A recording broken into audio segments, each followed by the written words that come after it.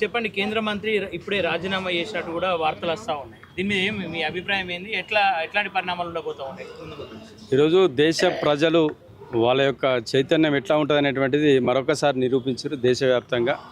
ఈరోజు దేశం మొత్తము మాదే పరిపాలన సాగుతుందని చెప్పేసి బీజేపీ ఇలా వాళ్ళకి అడ్డు అదుపు లేకుండా ఇలా దేశంలో పరిపాలన చేస్తున్న పరిస్థితిని, వాళ్ళు ఏది చేసినా నడుస్తుంది అనేటువంటి పరిస్థితిని ఇలా దేశంలో ఉన్న యువత అంతా కూడా వాళ్ళకొక చెంపదెబ్బ ఇలా చూపించారు.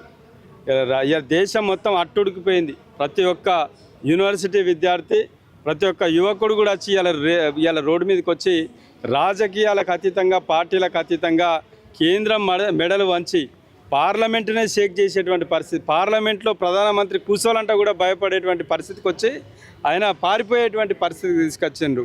ఇది భారతీయుల యొక్క చైతన్యం, అదేవిధంగా విద్యార్థుల యొక్క యువత యొక్క చైతన్యం.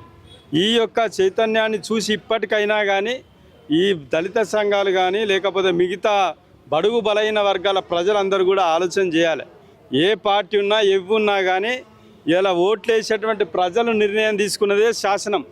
అంతే తప్పితే ఏ పార్టీ కూడా ఎవరికేమీ చేయదనేటువంటి విషయాన్ని ఇలా అన్ని సంఘాలు కానీ అన్ని ప్రజలు కూడా, సామాన్య ప్రజలు కూడా ఇలా ఆలోచన చేస్తూ ఉన్నారు. ఇలా అన్ని పక్కన పెట్టేసి ఇలా మీరు ఏ పార్టీకి అనుకూలంగా ఉన్నా ఎవరేం చేయరండి. ప్రతి ఒక్కరు కూడా ఇలా రోడ్డు మీదకి వచ్చి మా హక్కులు ఏందని అడిగితే ఖచ్చితంగా ఇలా దాన్ని సాధించుకునే పరిస్థితి. అందులో భాగమే ఇవాళ ఇప్పుడే ధర్మేంద్ర ప్రధాన్ మెడలు వంచి ఆయన రాజీనామా చేసేదాకా వదలకుండా ఇలా ఇప్పటి ఒక 5 నిమిషాల క్రితమే ఇలా ప్రకటన చేసిర్రంటే అది ఈ విద్యార్థుల యొక్క విజయం. అట్లాంటి ఈ ధర్మేంద్ర ప్రధాన్ కాదు, ప్రధానమంత్రిని అయినా దించేటువంటి శక్తి దేశ ప్రజలకు, యువతకు ఉన్నది.